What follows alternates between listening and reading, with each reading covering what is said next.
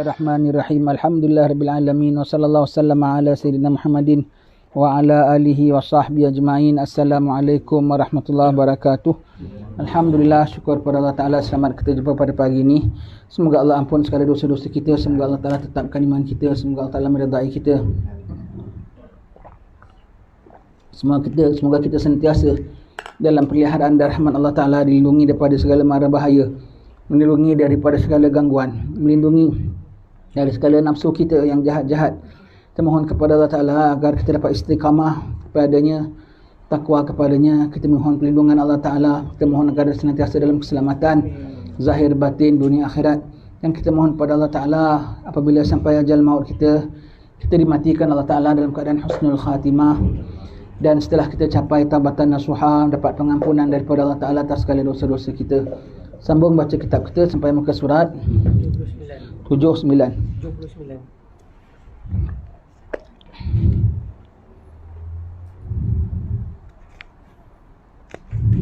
Sampai ahli hakikat mencontohi perjalanan. Ahli hakikat tu apa ya? Ahli hakikat. Dan ilmu hakikat ni bukan boleh kita boleh pelajari, tetapi semua ilmu ni kita tak dapat kecuali dengan hati.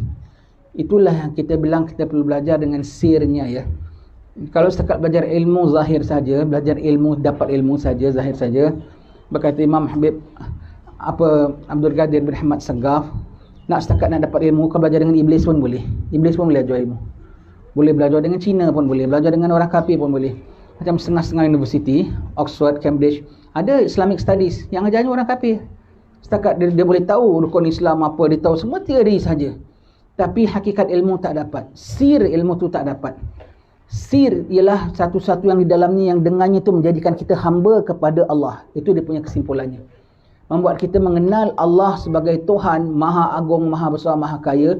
Dan kita patut taat pada Allah Ta'ala, serah kepada Allah Ta'ala, bersedia nak bertemu dengan Allah. Itu daripada sir ilmu. Apa yang kita belajar, sampaikan pada itu, namanya sir. Itulah kita tahu hakikat. Maka yang ada dengan ilmu tu, kita tahu hakikat daripada wuduk.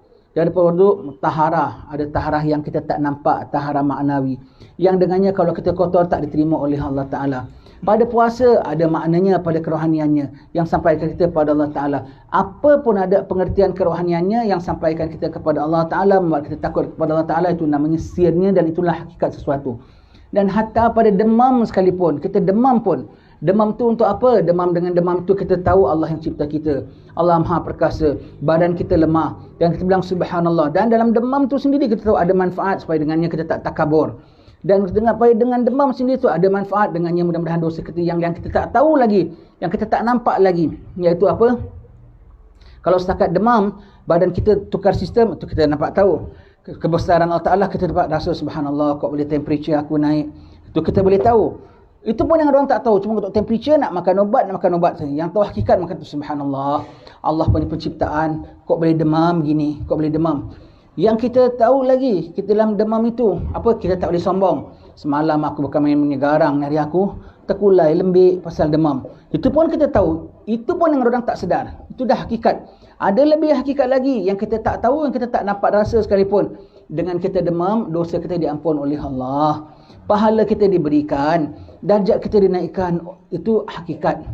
Demam ada lebih naik lagi. Subhanallah, Maha suci Engkau yang mentadbirkan, Maha suci Engkau ya Allah Ta'ala, Maha berhebat, Maha apa. Kuman masuk dalam badan aku, kumannya tak nampak, kok boleh rasa menggigil begini. Subhanallah. Dan tengok, subhanallah, lantaran demam kok boleh dapat pengampunan Allah Ta'ala. Kita kenal Tuhan kita.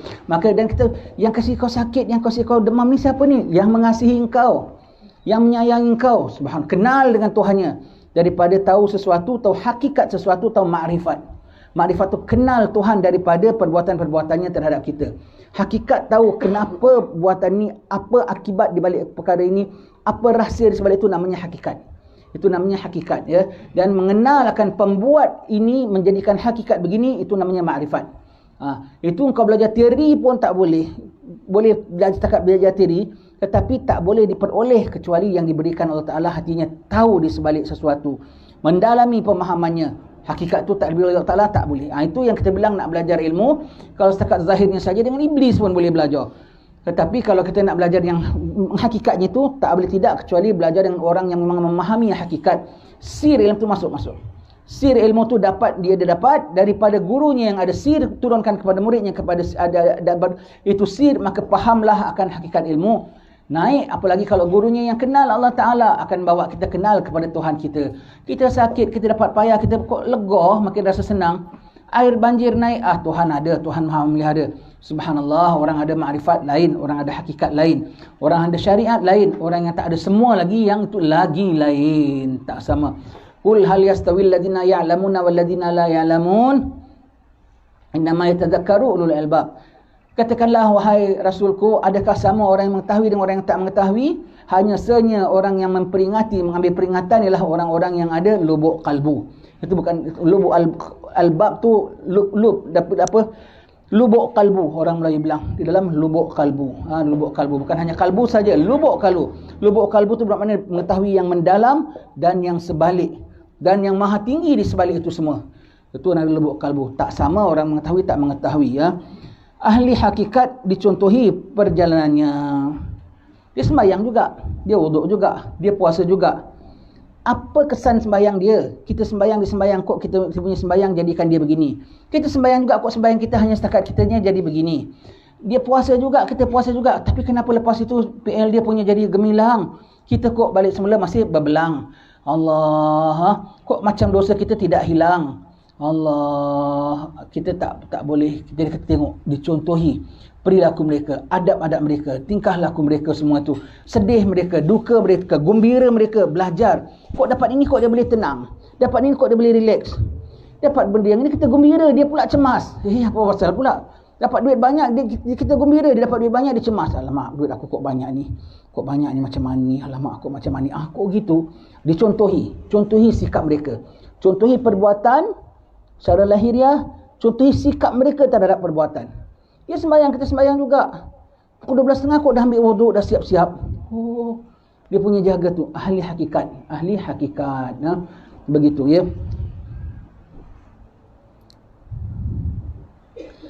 Kemudian ketahuilah pula bahawasanya golongan orang yang semacam inilah yang patut dicontohi budi bicaranya. Bukan segala orang yang tahu ilmu zahir saja, yang tahu di sebaliknya. Fas'alu ahli zikri in kuntum la ta'lamun. Tanya ahli zikir. Ahli ilmu zahir saja tak cukup. Ahli zikir yang dengan ilmunya tu diingat Allah. Ahli zikir tu ahli ingat Allah. Bukan hanya tahu ilmu saja. Ada ingat Allah menerusi ilmunya. Ada ingat Allah punya penerimaan ataupun penolakan daripada amalannya. Ada belajar, tak cukup. Ada belajar, ada amal, tak cukup. Zikir, ada zikir pada Allah Ta'ala. Ada belajar, maka dia tuju menuju Allah. Ada tuju menuju Allah. Ada bimbang, diterima, tak diterima. Itu namanya ada ingat Allah. Kalau setakat zahir tak belajar langsung, tak ada guna. Belajar, amal, tak ingat Allah pun bukan benda asal boleh buat. Ambillah Tuhan, kau nak terima lah. Tak nak terima, kau punya pasal lah.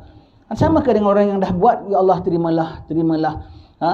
Jadi contohi budi bicaranya, dalam amalnya, dalam tingkah lakunya, dalam sikap-sikapnya. Diikut perjalanan hidupnya, terutama sekali daripada salik yang baru memasuki pintu gerbangnya, para murid yang baru mengenali jalannya. Okey. Bagi orang yang baru nak mula, kita ni baru dulu kerja office, sibuk kerja kebon, sibuk kerja gitu, tak gitu. Setakat belajar pun ilmu zahir, tetapi kita nak tekuni menuju Allah Ta'ala. Tak boleh tidak, kena cari guru yang faham dan duduk dan mesra dengan dia. Baru-baru kita pandang macam, kok lain sikit ya, kok keras ya, kok macam halus sangatlah, mendalam sangatlah. Nanti dulu duduk.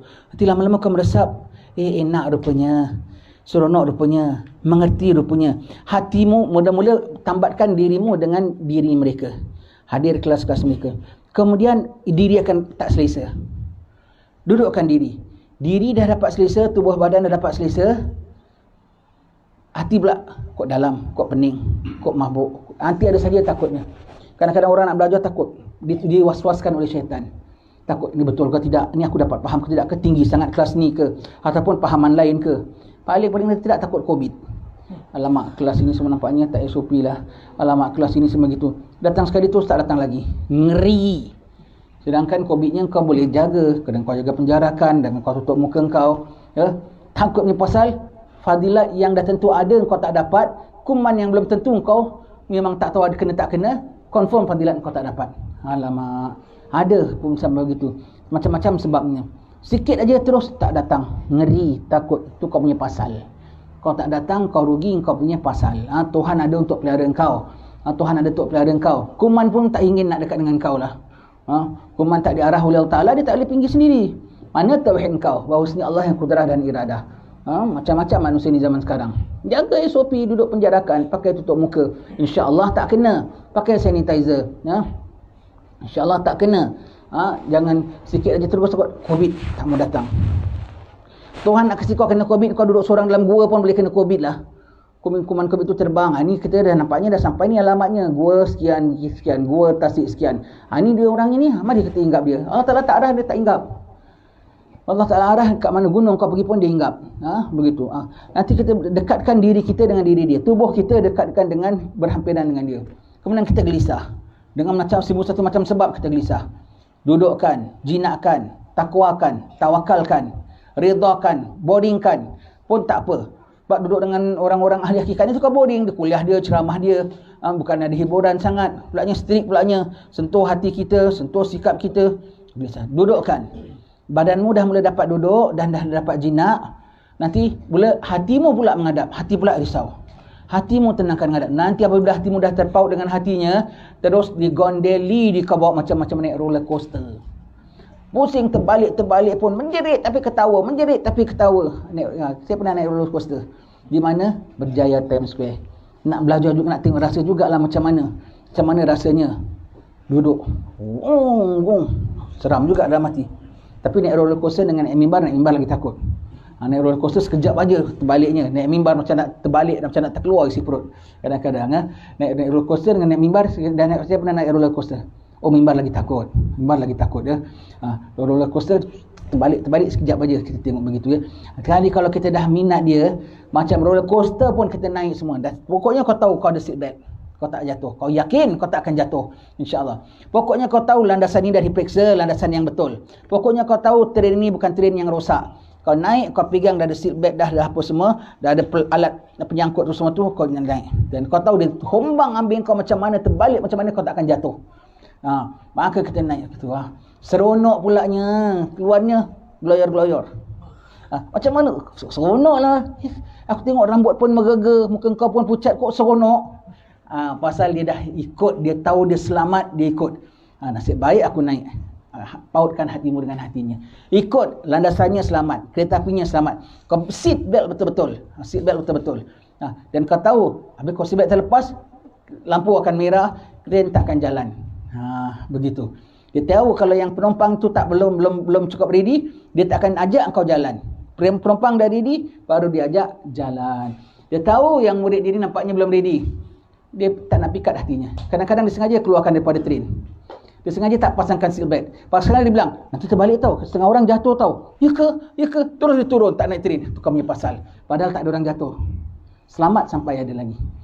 Sengaja dia tengok kau punya bimbang semacamnya sangat, dia sengaja takutkan kau biar kau keluar daripada train. Biar kau turun. Dia tak takut. Banyak orang jatuh. Saya pun pernah jatuh. Ya ke Ustaz? Ya ke driver? Alamak. Tu tak datang lagi. Dia tak tahu. Dia nak test kau punya confident. Padahal aku jatuh dari seat aku keluar tu, kena terjatuh juga. Aku pun terjatuh gitu. Bukan jatuh ke bawah. Dia sengaja begitu kan. Sengaja takutkan. Kalau tengok kau tak ada confident nak naik train ini. Sudahlah. Nanti kau datang je kau resah. 2-3 kali aku tengok badanmu dengan hadir di dekatnya, tapi dia punya resahnya. Kala-kala cacing kemanasan. Kala-kala ayam berak rambut. Kala-kala ayam berak kapur, kucing berak rambut. Pencilaan. Sudah kita pun test sikit. Pencilaan terus jadi melompat keluar. Begitu. Kadang test juga. Yang ada, ya Ustaz, tapi dia tahan juga. Maksudnya dia masih ada confident terhadap landasan dan kereta api dan reba. Begitu ya. Kena ikut. Untuk pada salik dan juga orang yang murid. Salik tu apa? Murid tu apa ya? Suluk apa? Salik apa? Tarikah apa? Murid apa? Tarikah ialah jalannya. Tarikah ialah jalannya. Jalan parit besar ni jalannya, tariknya. Jalannya. Kau belok kiri, kau berhenti, kalau ada kereta kau perlahan, kalau ada kereta tik signal nak masuk kanan kau slow down, kalau dia tak ada baru kau lalu. Kemudian apabila kau nampak orang basikal, kau mengelakkan dia. Kemudian apabila kau nampak budak nak lintas, kau slow down, kasih dia lintas. Itu namanya suluk. Itu namanya salik. Itu namanya suluk. Langkah-langkahnya. Tariqah ialah jalannya, pathnya, jalan rayanya. Suluk ialah langkah-langkahnya. Setiap langkah demi langkah, step by stepnya. Orang yang menempuh jalan itu namanya salik. Orang yang menempuh jalan itu nama salik. Murid apa pula? Kenapa dia tempuh jalan? Pasal aku nak pergi ke padat apa ujung sana. Aku nak pergi ke surau sana. Maka saya adalah salik. Saya ikut suluk dalam tariqah. Begitu ya, faham ya. Jadi salik tu orang yang jalan. Maka murid ialah orang yang berkendak. Si salik dengan dia menempuh jalan pasal dia berkendak sampai kepada tujuan. Itu namanya murid. Jadi murid ialah salik, saliklah murid. Kalau murid tak boleh tidak mesti kena jadi salik. Salik mesti ada tarikah yang di jalan atasnya. Begitu ya. Dan yang tersebut tarikah ni bukan tarikah yang mesti rasmi, Naqsyabandi ke, Qadariyah ke, Idrisiyah ke, itu tarikah. Tarikah ialah jalan menuju Allah. Hatta kita ni pun kerana tarikah. Jalan menuju Allah, ada tahu syariat, ada tahu undang-undang, ada menyusuri satu hari demi satu hari, satu bulan dengan satu bulan, satu macam punya ibadat, satu tu semua tu tarikah, langkah-langkah, step by step yang dipimpin ya. Lepas tu kalau cari guru, kalau boleh cari guru tarikah, syekh tarikah. Dia bukan hanya syekh syariat yang ajar kita hukum, lepas tu kau pandai-pandai sendiri. Dia yang bawa kita dalam melaksanakan hukum kita itu. Dibawa kita dalam melaksanakan hukum kita itu ya. Itu namanya syekh tariqah ya.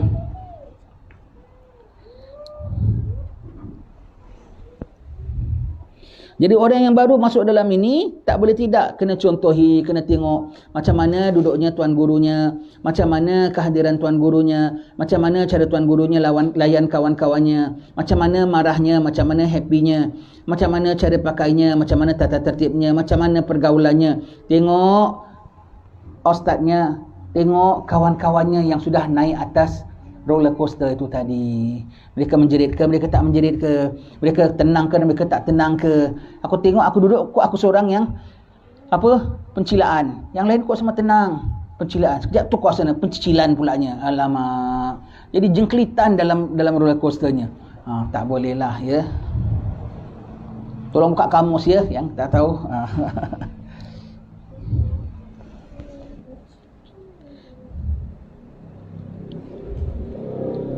Orang yang baru kena tengok ya.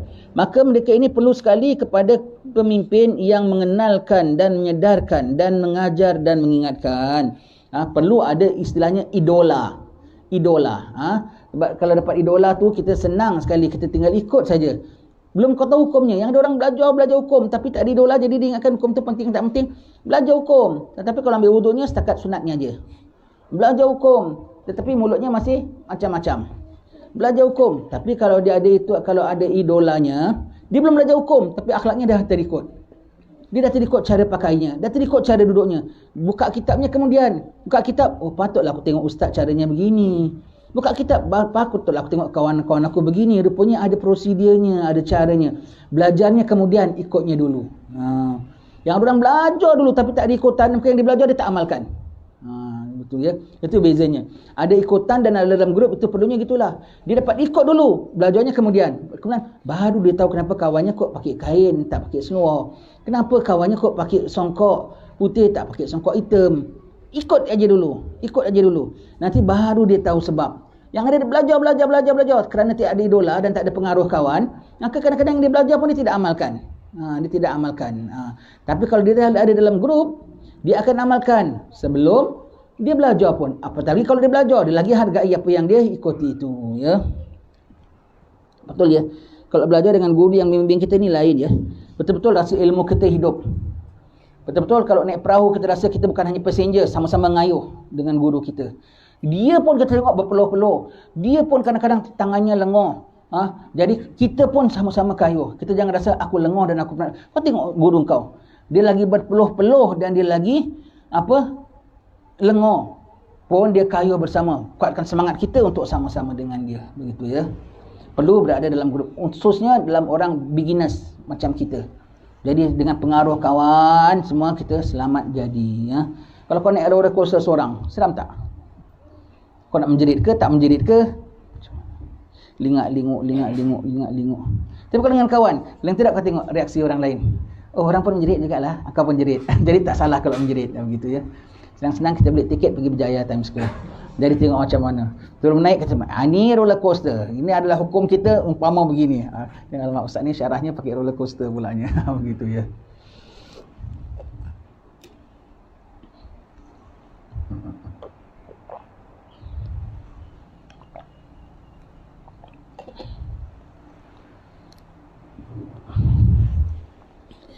Kami akan membentangkan di sini apa yang dipermudahkan oleh Allah secara sepintas lalu. Sebagaimana kami sudah menjelaskan terdahulu dari ini hal dan keadaan pada manusia dalam bahagian yang pertama, iaitu kategori pada ulama agama dengan apa yang dipermudahkan oleh Allah Ta'ala secara sepintas lalu juga. Dalam bab yang pertama sudah sebut tentang ulama akhirat, ulama ahli Allah Ta'ala. Macam mana ciri-ciri mereka, macam mana ketakwaan mereka, apa yang mereka bawa kita, macam mana adab kita dengan dia, macam mana adab dia dengan kita. Kita nampak adab dia begitu, cara kita itu, kita jadi salik pada dia, jadi murid pada dia. Dia akan ikut contoh, dia akan mempercontohkan diri dia bagi kita, ya. Jadi kita tengok, kita ikut, jadi kita begitu, ya. Dan macam mana? Semak kat sini sepintas lalu saja. Ciri-ciri ulama yang kita boleh ikuti, yang kita patut ikuti. Hingga ulama bilang, ya, jangan kita ambil selagi selagan orang untuk jadikan guru kita, syekh kita. Silap-silap kita terikut riak dia, silap-silap kita terikut unjuk dia. Sebab bila kita berhadap dengan seorang, bukan hanya kita duduk berhadap dengan dia, hati kita berhadap dengan hati dia. Apa yang ada dalam hati dia tu boleh mempengaruhi akan hati kita. Berhati-hati. Sehingga ulama mengatakan dalam kitab Pelita Penuntut, kalau kita pergi negeri Bukhara sekalipun, negeri Bukhara tu Samarkand semua di situ, negeri Uzbekistan kita sebut sekarang tu, ulama besar. Ulama-ulama sana semua punya level macam apa Imam Abu Layth Samarkandi semalam kita baca kitabnya. Levelnya tu macam Imam Bukhari, Imam Tirmizi punya level mereka sana tu semua, ya. Tinggi-tinggi. Itu pun bilang kalau kau sudah pergi negeri Bukhara, kau jangan sembarang-sembarang cari syekh. Kau paling tidak 2 bulan kau duduk, kau pantau, tengok boleh tak boleh. Macam mana orang tu punya akhlak terhadap Allah. Isi kandungan pelajarannya lain cerita. Hakikat pelajaran ada tak pada guru ini? Apabila aku belajar kepadanya, aku hanya dapat ilmu zahir saja. Itu pun nak kena tengok. Ataupun dengan pelajaran dia timbulkan ilmu kerohanian dalam diriku. Kalau tidak ada, kau cari guru yang lebih sesuai. Sebab kau akan paut dengan dia dan dia akan bawa engkau. Kau tengok driver yang bawa roller coaster itu, kau tengok driver itu macam mana.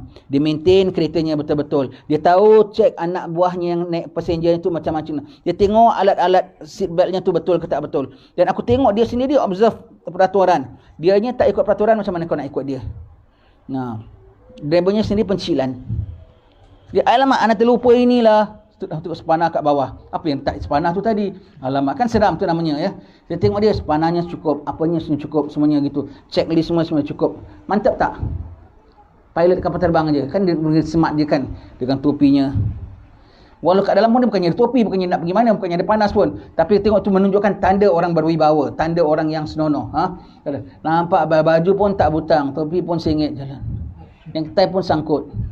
Seringit begini macam orang putih mabuk lah umpamanya jalan.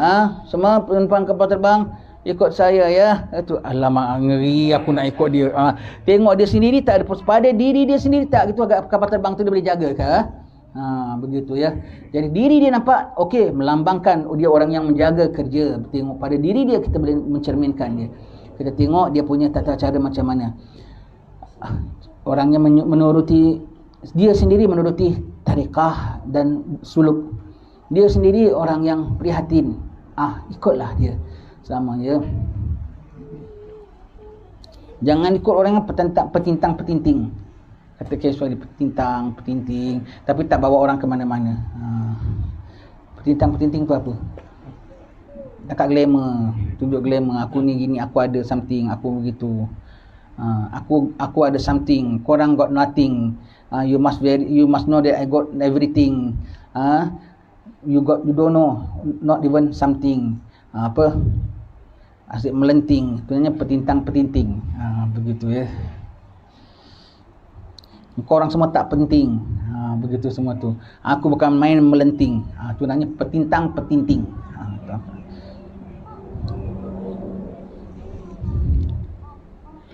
Kami mohon Allah yang Maha Agung, amin, supaya memberkati kami dan mereka sekalian dalam urusan ini, dan juga pada semua yang dikurniakan kepada kami, dan mereka pula yang berupa kelebihan dan keihsanan daripadanya, dan agar dia memberi kami dan mereka taufik untuk mensyukuri segala macam nikmat yang diharapkan terus bertambah dengan kemurahannya.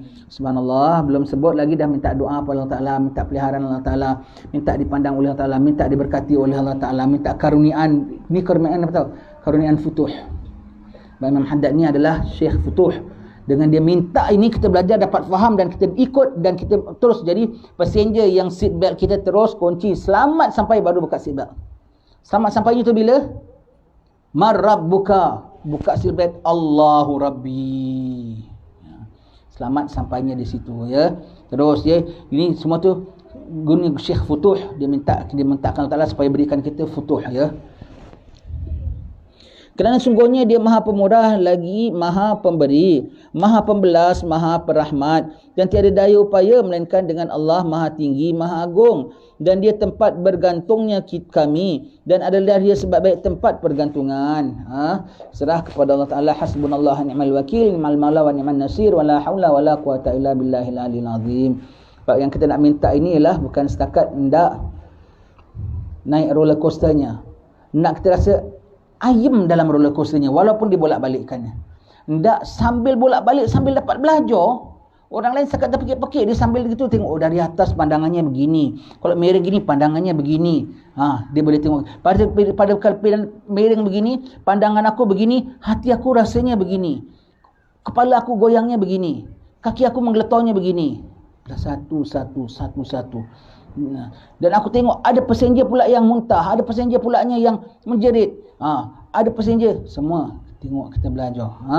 Semua itu jadi kita dapat belajar dalam kita punya langkah tuju Allah Subhanahu Wa Taala. Dan kita ambil contoh menjaki jalan akhirat. Kalau dapat guru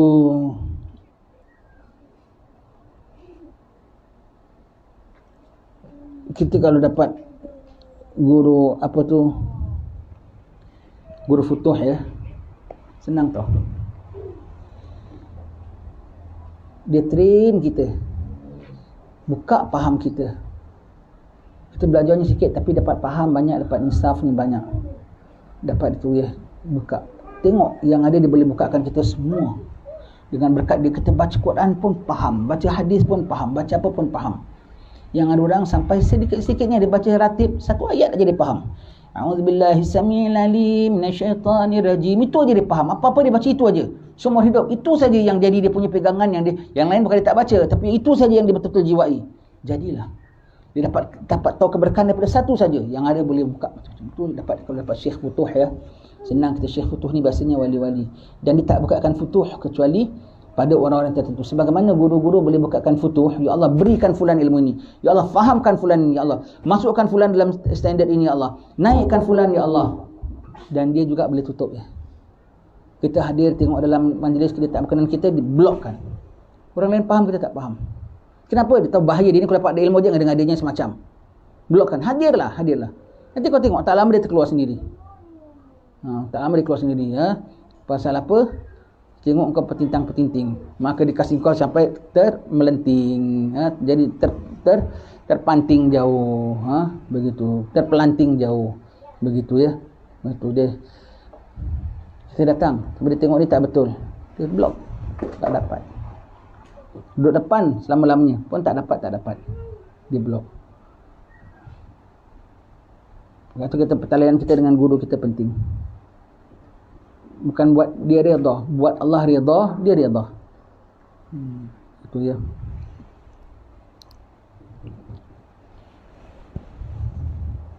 Ketahuilah, moga-moga Allah merahmatimu, amin. Belum baca lagi dia dah sebutkan, moga Allah merahmatimu.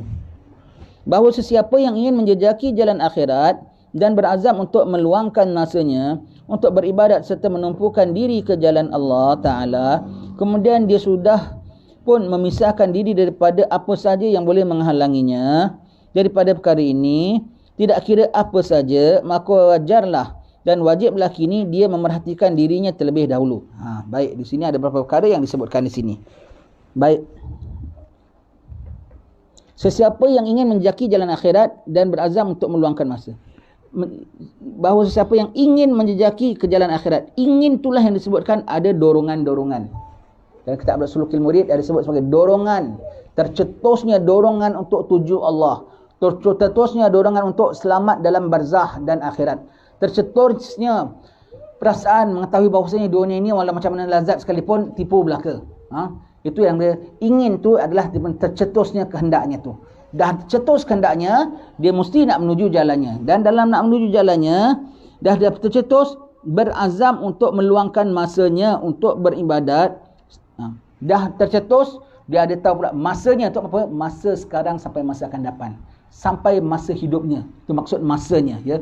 Bukan terus, satu hari 1 jam, satu hari 2 jam. Masanya, itu masanya atau apa maknanya? Hayatnya.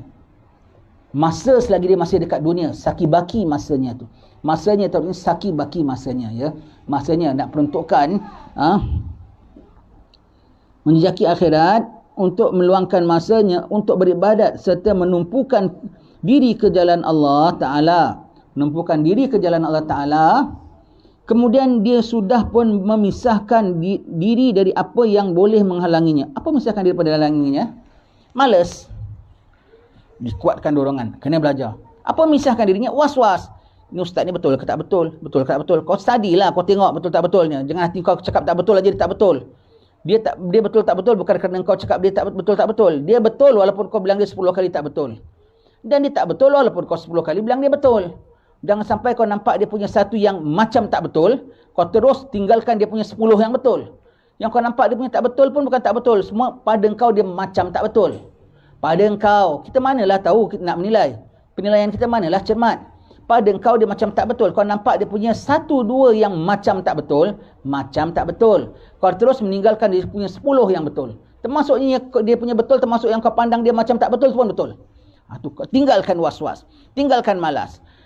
Tinggalkan ambil cuti. Asyik-asyik cuti. Asyik-asyik cuti.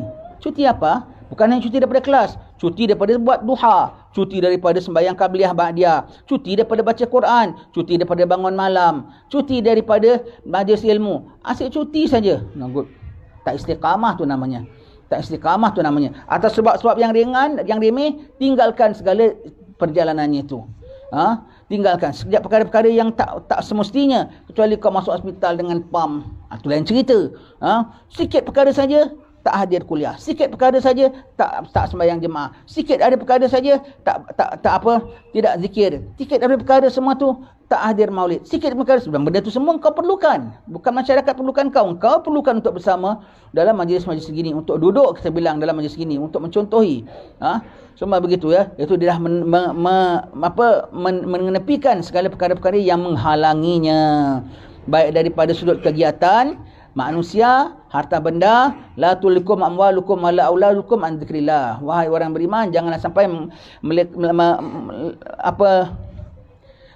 melalaikan kamu daripada mengerti Allah, iaitu anak-anak kamu dan harta benda kamu.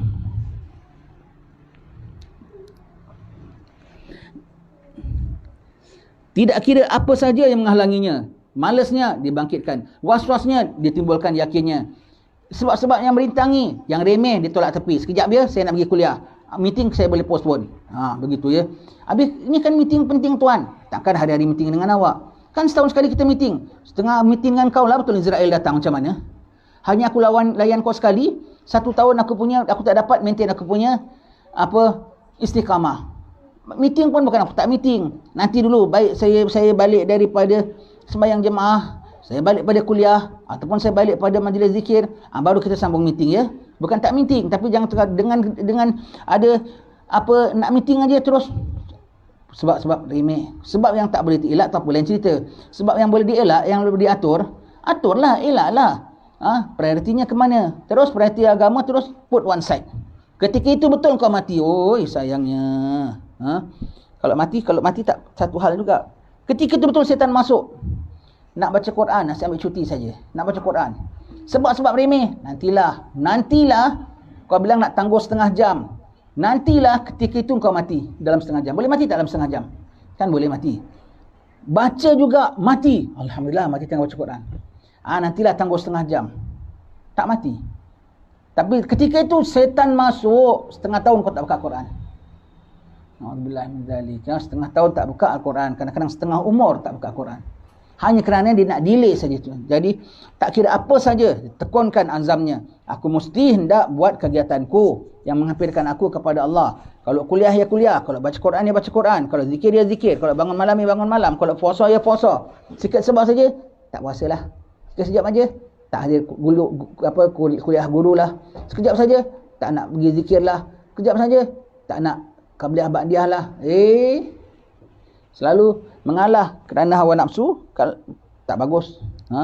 Tak bagus. Orang dah kuat, dah azam, sudah tidak kira apa saja pun dia, maka wajarlah dia memerhatikan dirinya. Boleh tak boleh, layak tak layaknya, dia tengok dirinya, cacat tak cacatnya.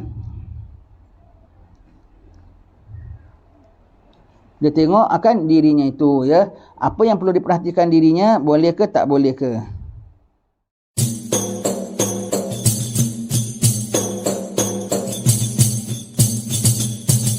من أنا من أنا من أنا لولاكم كيفما حبكم كيفما أهواكم من أنا